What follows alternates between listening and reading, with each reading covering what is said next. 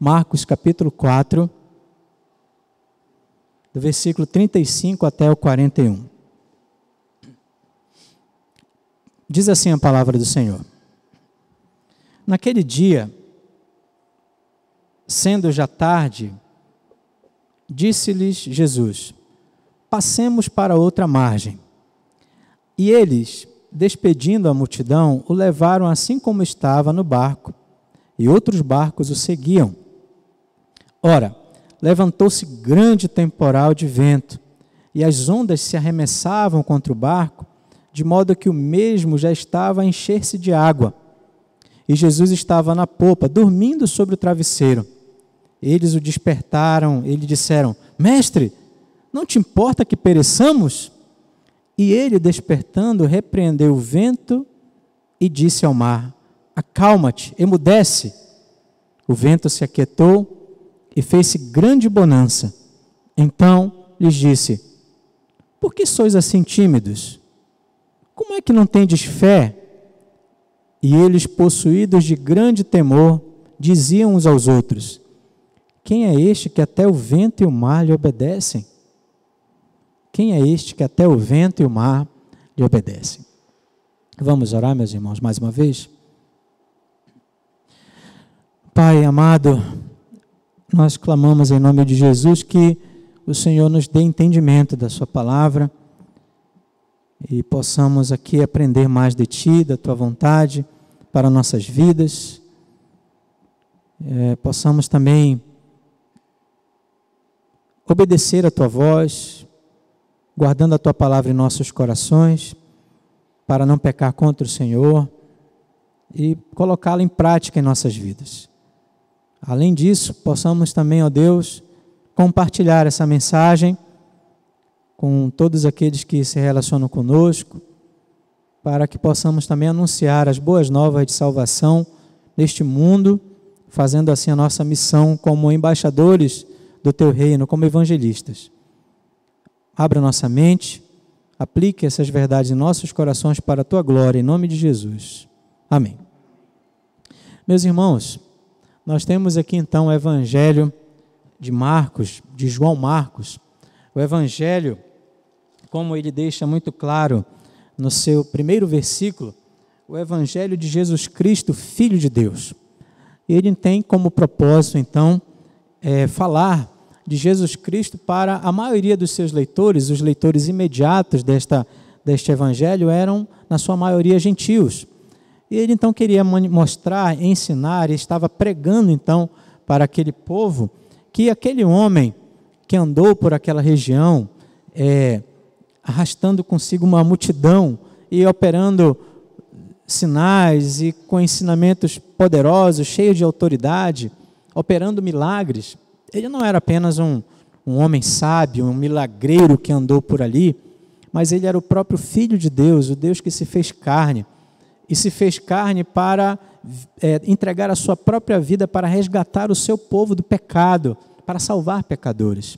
Então, o Evangelho de Marcos é esse anúncio das boas novas de salvação, que Jesus veio então para trazer perdão, para salvar o seu povo, e ele então preparou um colégio de apóstolos, para enviá-los depois, mundo afora, juntamente com a sua igreja, para fazer discípulos de todas as nações. E ele, que tem toda a autoridade, todo o poder, reivindica para si todos os corações, para que os homens então se arrependam dos seus caminhos, abandonem os falsos deuses deste mundo e se dediquem, se consagrem e se entreguem a Ele, confessando como Senhor e Salvador de suas vidas. Esse texto que nós lemos é um texto muito interessante, porque começa aqui uma série de narrativas de milagres que Jesus operou, demonstrando muito poder absoluto sobre tudo, sobre todos, Mas é importante aqui a gente compreender essa passagem dentro do seu contexto. Quando você olha para o capítulo 4, o primeiro versículo do capítulo 4 ele é muito interessante, porque nos mostra que Jesus então voltou a ensinar à beira-mar. Ele está ali no mar da Galileia e ele faz um barco de púlpito. É exatamente isso, ele entra num barco e começa a ensinar, a pregar a mensagem do reino de Deus, começa a pregar as boas novas, de maneira muito especial aos seus discípulos. E aí ele começa uma série de parábolas, meus irmãos, extraordinárias, demonstrando a simplicidade, usando coisas da vida, do dia a dia, para ensinar mensagens profundas a respeito do reino de Deus. E a primeira parábola, nós vimos há alguns domingos, a parábola do semeador. E depois Jesus explica essa parábola, mostrando que o reino de Deus está avançando, porque essa palavra que é poderosa está caindo em certos corações que frutificam a 30, a 60 e a 100 por um.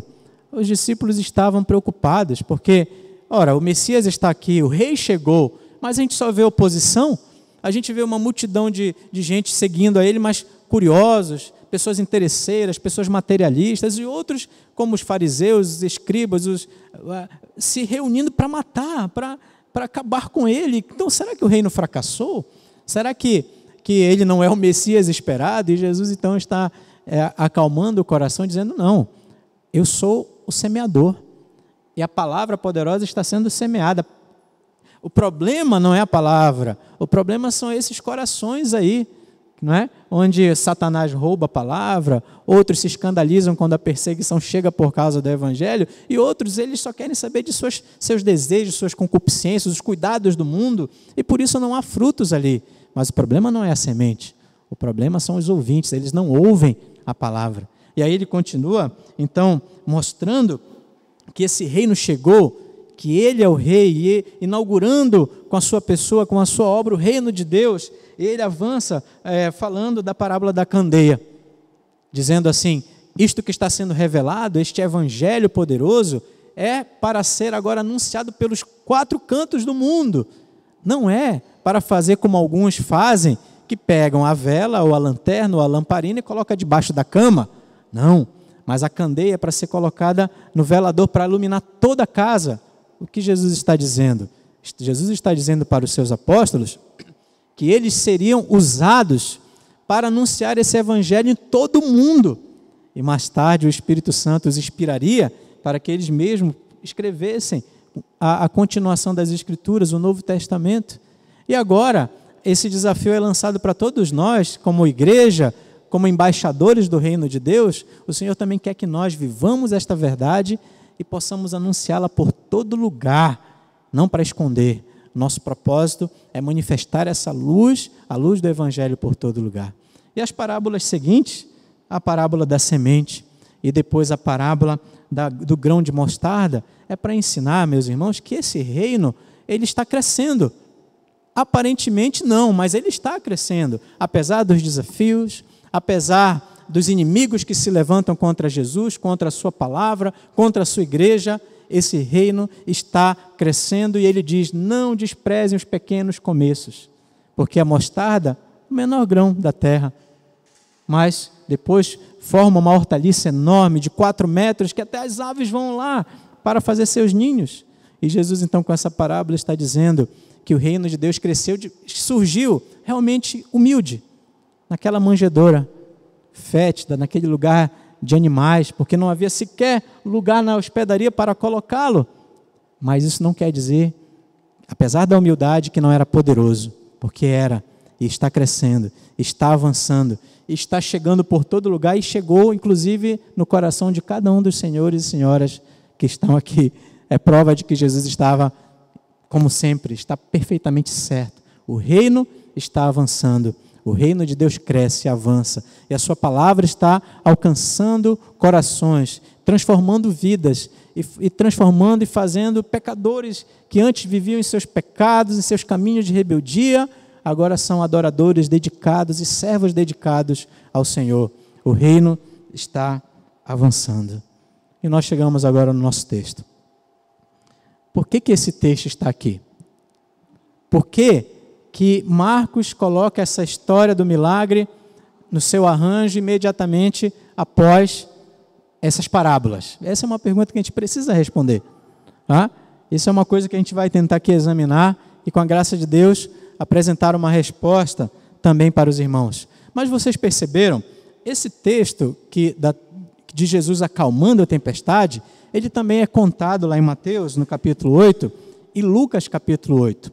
Mas Marcos é bem interessante, porque ele apresenta algumas características, ele chega a colocar detalhes na sua narrativa, dizendo, por exemplo, que Jesus estava dormindo sobre um travesseiro, né? Coisa que você não vai encontrar nos outros evangelistas, ok? Mas, meus irmãos, como é que eu dividi a mensagem aqui para a gente tentar entender melhor o texto? Eu fiz o seguinte: eu destaquei as perguntas que estão dentro do texto. Nós encontramos pelo menos 4 perguntas dentro do texto, e eu separei essas perguntas e vamos tentar, a partir dessas perguntas, extrair a mensagem de Deus para nós, o sentido desse texto e as aplicações para nossas vidas nesta noite, ok? Então, qual é a primeira pergunta? Nós encontramos no versículo 38, vejam só, versículo 38, no finalzinho do versículo está assim: Mestre, não te importa que pereçamos? Mestre, não te importa que pereçamos? E quem foi que fez esta pergunta? Foram os discípulos. E essas perguntas foram feitas para quem? Para Jesus Cristo. E qual é o contexto disso? Aí vamos voltar um pouquinho. Muito bem. Terminado o sermão sobre as parábolas, Jesus então olha para os discípulos. Vejam só, o texto é claro em dizer que naquele dia, sendo já tarde, então, terminando aquela pregação sobre as parábolas que ensinam a respeito do reino de Deus, todo mundo cansado, exausto, e Jesus diz assim, vamos para o outro lado. Então, Jesus quer chegar agora na região de Gadara. Tem um endemoniado lá do outro lado que ele vai libertar, que ele vai salvar. Tem uma população lá do outro lado que ele vai confrontar com as boas novas. E Jesus quer ir para lá. Vamos passar para a outra margem. Meus irmãos, está todo mundo cansado. Mas vamos lá. E os discípulos ajeitaram tudo em obediência ao Senhor, né? E avançaram. Mas o que aconteceu? No meio da sua viagem, uma tempestade de súbito chega ali e chega realmente trazendo muito perigo. E aqueles homens, lembrem, Pedro, Tiago, João, André, eram pescadores profissionais, tinham uma empresa de pesca, então eram homens que conheciam muito bem aquela região. Então eles estavam aqui, e os outros discípulos também, apavorados. Então significa dizer que não eram algumas ondinhas que estavam ali ameaçando, eles estavam apavorados, eles eram homens que conheciam aquele mar como ninguém, aquele lago, né? E se eles estavam aqui apavorados, significa dizer, meus irmãos, que a coisa estava feia mesmo. E a tempestade começa sacudindo o mar, né? E aqui no texto original traz a ideia de que como se as ondas fossem agredindo o barco para levar ele ao naufrágio, com fúria, com força. E eles estavam aqui apavorados. Eles despediram a multidão, mas muitos barcos seguiram ele também, ou seja, muitos outros barcos estavam também ameaçados pela tempestade que havia se levantado. E naquela região, até hoje isso acontece. O lago, o Mar da Galileia, é um lago que fica 200 metros abaixo do nível do mar. E é cercado por montes, tá? E o que acontece é que vento frio que vem do monte se encontra com ventos quentes que estão no mar e provocam essas tempestades. E até hoje isso acontece. De súbito, uma tempestade acontece, sacudindo todo mundo, ameaçando todo mundo. Isso até hoje acontece. E eles então perguntam, onde está o Mestre? Onde está o Senhor? Onde está o nosso Messias? Está lá na popa, dormindo. E eles então ficam, acredito eu, é a minha opinião, né, indignados com isso. Vocês veem que essa pergunta, ela é uma pergunta, mas com um tom de reprovação. Vocês percebem isso? Mestre, vejam só como eles se apresentam ao Senhor Jesus. Mestre, não te importa que pereçamos? Então eles estão apavorados e eles estão chegando até Jesus agora e reprovando Jesus. Senhor, a gente está a ponto de morrer, estamos desesperados, estamos ameaçados por essa situação, estamos no meio de uma tempestade e o Senhor está aí dormindo? O Senhor não se importa com a gente? Onde é que está o teu amor? Se diz que nos ama e nos faz passar por isso, por esse perigo, por esse momento de dor, de confusão. Diz que se importa conosco, diz que veio para nos resgatar, diz que nos ama, mas na hora que nós mais precisamos, na hora em que a nossa vida está sendo ameaçada, o Senhor está dormindo? O Senhor não se importa com a gente? Meus irmãos, eles estavam então desconfiando do amor de Deus, do cuidado de Jesus Cristo. Eles estavam então tão apavorados, eles estavam com dificuldade de entender, de lidar com aquele silêncio, com aquela aparente apatia de Jesus Cristo. Eles estavam com dificuldades, porque vejam só, Jesus havia dito, vamos para o outro lado. Então eles estavam ali no meio daquela tempestade, porque eles decidiram obedecer a Jesus. Dorme com esse barulho agora. O texto está nos ensinando que discípulos, mesmo em obediência a Jesus, enfrentam perigos e tempestades. Não apenas como Jonas, que enfrentou tempestades em um mar porque estava desobedecendo, fugindo da vontade de Deus. Mas estes homens aqui estavam em obediência. Eles abandonaram tudo, abandonaram a empresa de pesca, suas vidas, a coleta de impostos e tudo mais, e estavam ali dedicados a Ele, ao Senhor. E por causa de suas obediências, eles estavam enfrentando perigos de morte. Vejam que coisa curiosa, meus irmãos. Isso tudo para eles era muito difícil. Mas nós também podemos perceber nesse texto a humanidade de Cristo. Jesus estava exausto, Jesus estava cansado. E se tem uma das coisas mais impressionantes da nossa fé, é dizer que o nosso Jesus Cristo era também homem.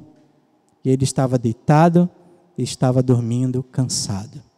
Mas olha, acho que nós não devemos nos apressar aqui e jogar pedras neles.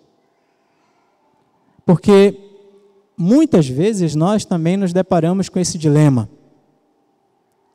Na vida, nós enfrentamos momentos e dificuldades e essas coisas sacodem a gente.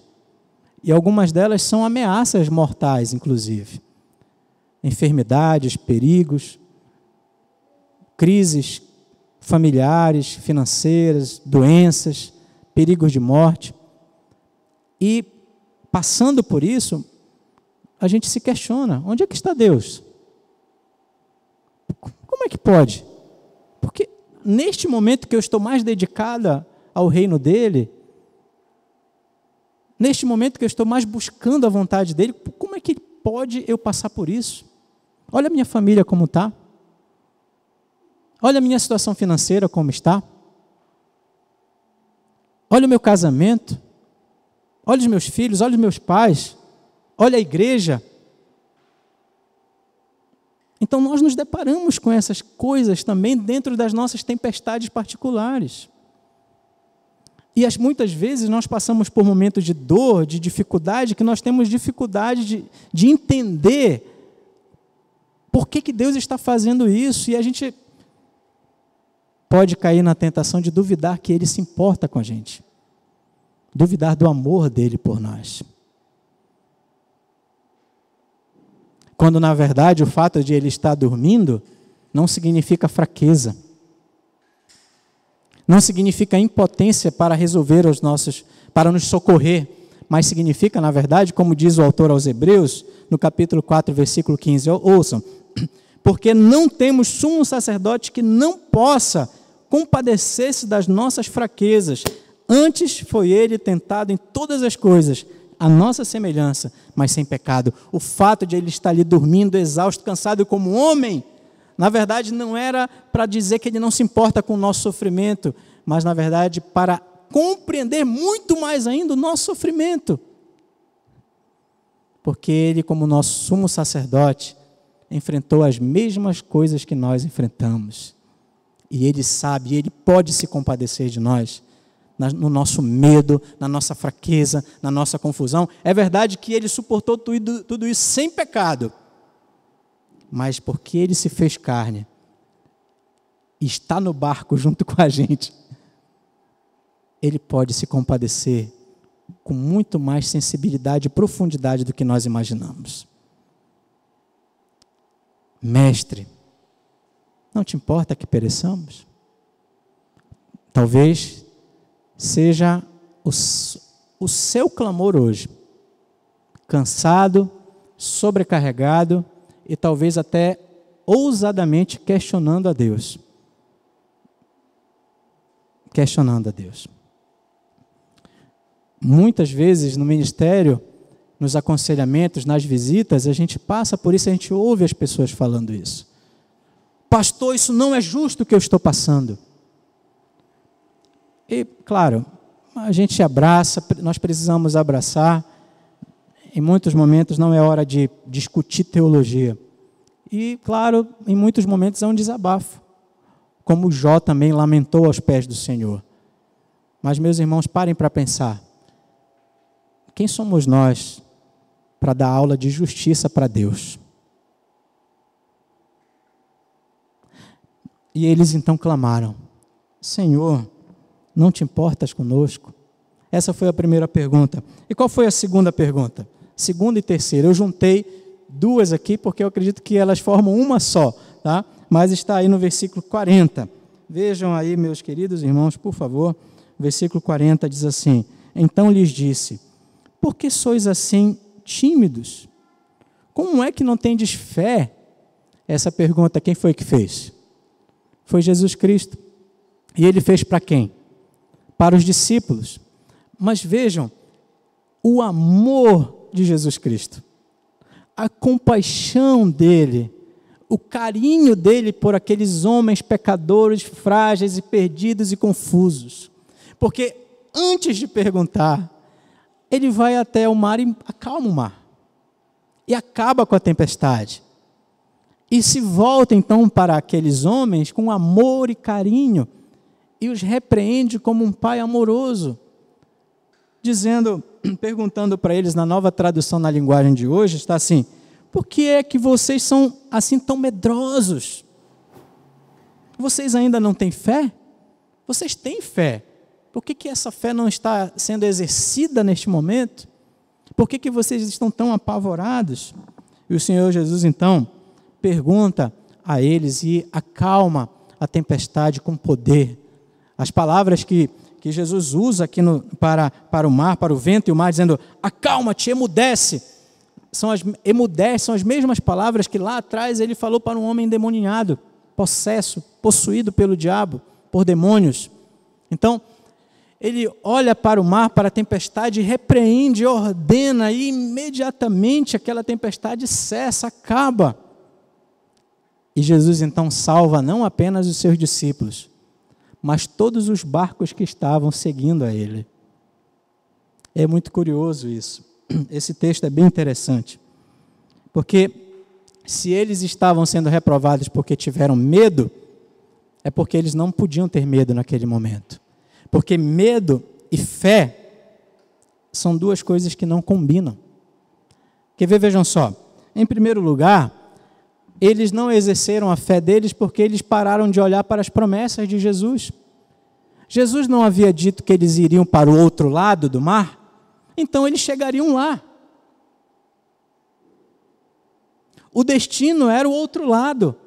E o Senhor Jesus, com a sua palavra de autoridade, disse: vamos para lá. Eles chegariam lá. E é uma coisa que a gente precisa aprender. É difícil para a gente aceitar isso, mas é a verdade. Jesus nos prometeu chegar lá, mas Ele nunca nos prometeu que nós não teríamos tempestades no caminho. Na verdade, Ele sempre foi muito franco em nos dizer que neste mundo nós passaríamos por aflições. E ao mesmo tempo, nos dizendo que Ele nos dá a paz dEle, porque é isso que a gente precisa. E nos faz voltar os nossos olhos para Ele, para a vitória dEle. Eu venci o mundo. E eles então não estavam olhando com os olhos da fé para as promessas do Salvador. Eles estavam, naquele momento de dificuldade, eles esqueceram que Jesus estava ali, o próprio Deus estava ali com eles. O salmista, no Salmo 23, disse assim: ainda que eu ande pelo vale da sombra e da morte, não temerei mal algum, porque tu estás comigo. O que o salmista está nos dizendo? Ele está nos dizendo que um cristão piedoso, em obediência a Deus, mesmo em obediência, pode enfrentar perigos de morte, mas ele jamais pode esquecer que a presença de Deus é verdadeira e é real, porque Deus é fiel. E se ele entender isso, se ele se apegar a isso, e se ele se abraçar a isso, ele não vai se desesperar no coração, ele não temerá o mal, porque a presença de Deus é confortante, é real e verdadeira. Meus irmãos, eles esqueceram de olhar para as promessas de Cristo, eles esqueceram de olhar para a presença de Jesus, e eles esqueceram de perceber o poder de Jesus. E Jesus acalma a tempestade, e acalma e emudece. Meus irmãos, a última pergunta, e a gente vai agora encerrar a mensagem. Onde está? No último versículo, versículo 41. E eles, possuídos de grande temor, diziam uns aos outros: quem é este que até o vento e o mar lhe obedecem? A última pergunta, ouça com atenção, todos vocês, ouçam. É a sua pergunta, é a pergunta da sua vida, é a pergunta mais importante que você tem que ocupar a sua mente, o seu coração, todos os dias. Você tem que se perguntar, é o questionamento mais fundamental da nossa vida, da nossa existência. É querer saber quem é Jesus. Quem é Jesus?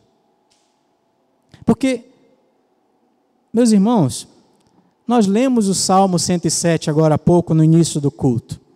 E o Salmo 107 nos diz claramente que quem livra o pecador da tempestade é Deus. Que quem faz emudecer, aquietar a tempestade, quem tem poder para isso é Deus. Porque o Senhor Deus é o Criador de todas as coisas. E Ele, como Criador, Ele tem poder sobre a sua criação, absolutamente. Quando Jesus faz calar a tempestade, Ele está dizendo para os discípulos: vocês estão diante de Deus aqui. E eles ficam tão impressionados com aquilo, que vocês percebem que eles fazem essa pergunta com temor. Vejam o versículo 41, diz assim: e eles, possuídos de grande temor, diziam uns aos outros: quem é este que até o vento e o mar lhe obedecem? É curioso que eles, quando o mar se acalmou, ainda não se acalmou a tempestade do coração deles, porque eles ficaram diante do transcendente ali encarnado entre nós, o próprio Deus, o Verbo que se fez carne, o Deus Todo-Poderoso, e eles sabiam disso. Como judeus, doutrinados, conhecedores do livro dos Salmos, das Escrituras, eles sabiam que só Deus pode acalmar a tempestade. Eles estavam diante de Deus. Eles estavam diante do Messias. Eles estavam diante do Todo-Poderoso Deus. E eles se assustaram. E eles ainda não sabiam disso, ou seja, eles já amavam a Cristo, já o serviam, mas havia muito a respeito de Cristo, de quem Ele era, da pessoa dele, da obra dele, muito que eles precisavam aprender, para descansar cada dia mais nele, para louvar a Ele com mais fervor e adoração. Eles precisavam aprender muito mais, e eles foram aprendendo, e Jesus foi os ensinando com calma. Até mesmo depois da morte, Jesus foi até eles para buscá-los novamente, e nos dias que ele estava ressurreto aqui, ensinou e depois enviou o Espírito para ensiná-los mais ainda. Quem é este? É a pergunta mais importante que nós deveríamos fazer. Este dividiu a história. A história, creiam ou não nele, ela foi dividida antes dele e depois dele. Quem é este? Por que milhares de pessoas se reúnem para adorá-lo? Por que milhares de pessoas se prostram diante dele? Abandonam às vezes até seus credos antigos, seus costumes, seus ceticismos, e por que essas pessoas se dedicam a ele? E por que milhares e milhares, inclusive, morrem por ele, como mártires da fé? Quem é este? Esta é a pergunta mais importante, porque muitas pessoas pensam que a história da humanidade é fruto de uma tempestade chamada Big Bang. O acaso fez o que fez e coisas acidentais e pronto, nós estamos aqui agora. E muitas pessoas que creem nisso, elas dizem assim, olha, uma das implicações disso é que como nós não viemos de lugar nenhum e não vamos para lugar nenhum, o que a gente faz da nossa vida não importa. Porque quando a morte chega, tudo acaba. E a nossa existência se resume apenas ao pó, porque a gente volta para o pó. Então, pessoas que acreditam nisso, acham que não tem um Deus para prestar contas mais tarde. Mas, meus irmãos, se Jesus é o que ele diz aqui que é, e nós sabemos que ele é o que ele diz que é, se ele é Deus, ele é. Se ele é o Criador, e ele é, então você também não está aqui por um acaso. Um dia, nós prestaremos contas com ele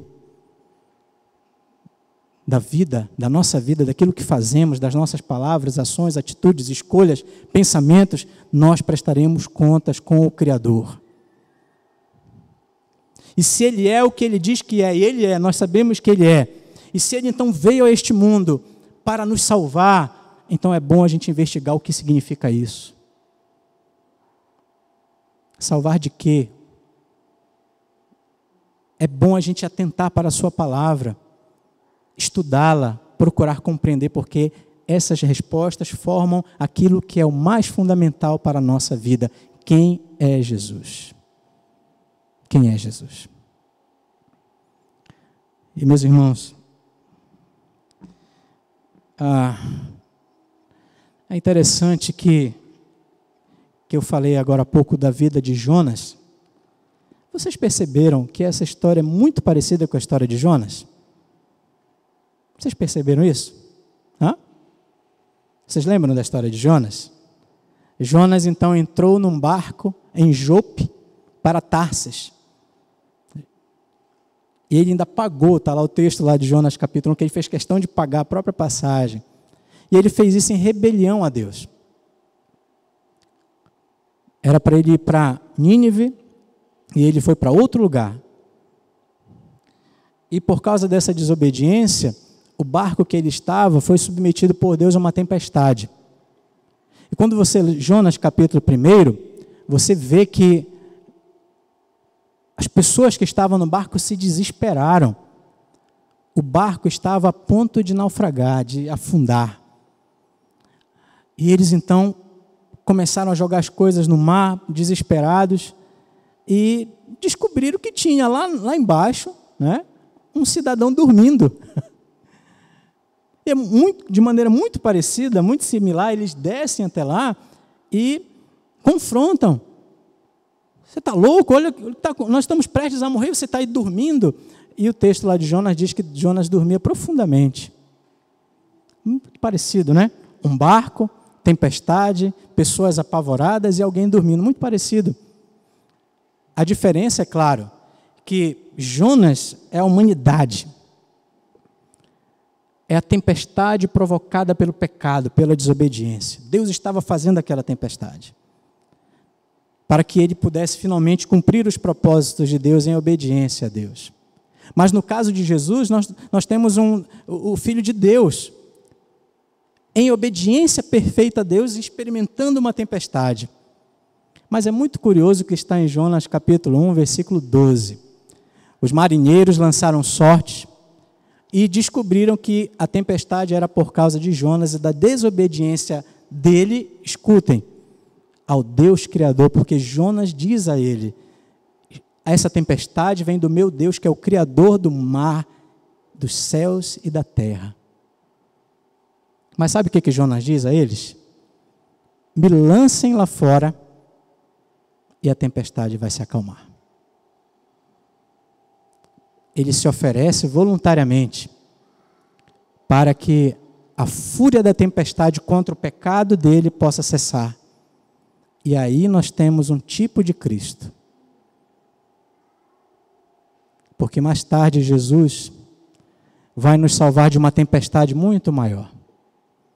Aquela tempestade ali no Mar da Galileia está falando para a gente de uma tempestade muito maior, que Jesus voluntariamente, sem pecado, vai se lançar nela para que nós pudéssemos ter a bonança verdadeira e a paz que excede todo entendimento. É a tempestade da fúria de Deus contra o nosso pecado. É a tempestade da ira de Deus contra pecadores que estavam debaixo da sua ira, porque quebram a sua lei perfeita e santa. E nós pereceríamos, estávamos condenados e não poderíamos fazer nada diante disso. Daquela tempestade não poderíamos escapar jamais.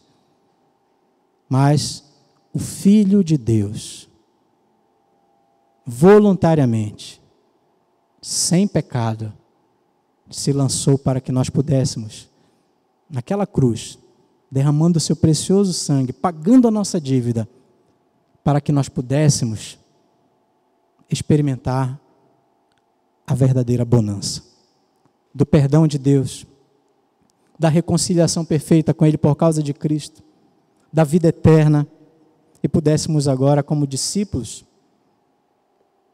conhecer muito mais quem é esse Jesus Cristo, o nosso Salvador, o nosso Redentor, o Deus verdadeiro, o Verbo que se fez carne e que estava ali naquele tempo pregando a mensagem do reino de Deus. O poderoso reino de Deus está avançando.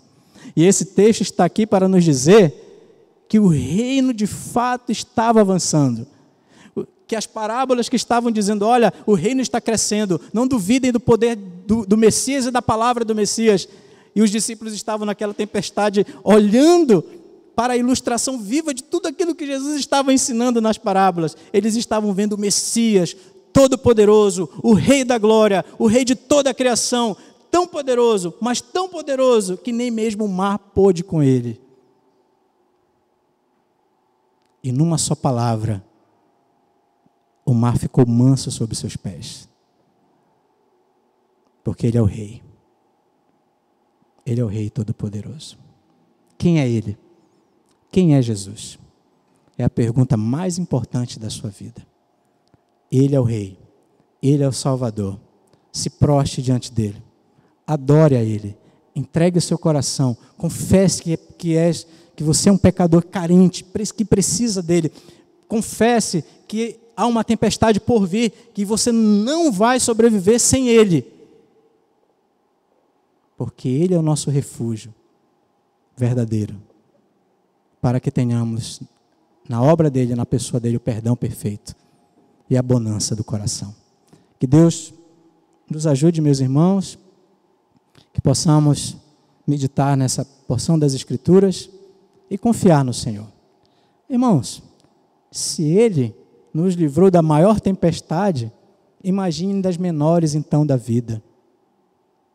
Se Ele nos livrou do nosso maior problema, que era o próprio Deus, por causa da nossa rebeldia e pecado, imagine então dos problemas existenciais.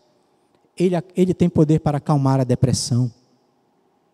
Ele tem poder para reverter, se Ele quiser, o desemprego, o problema financeiro, o problema do casamento.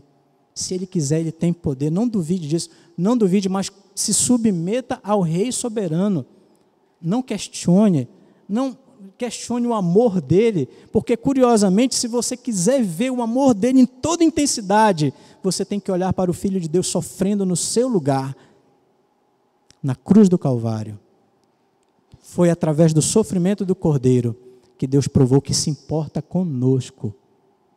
E agora, no nosso sofrimento existencial, nós vamos duvidar que Ele se importa?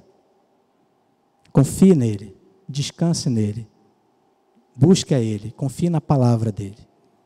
E assim que possamos avançar, cada dia mais conhecendo e glorificando o nosso Deus, na nossa jornada rumo à pátria celestial. Que Deus nos ajude, que Deus nos abençoe.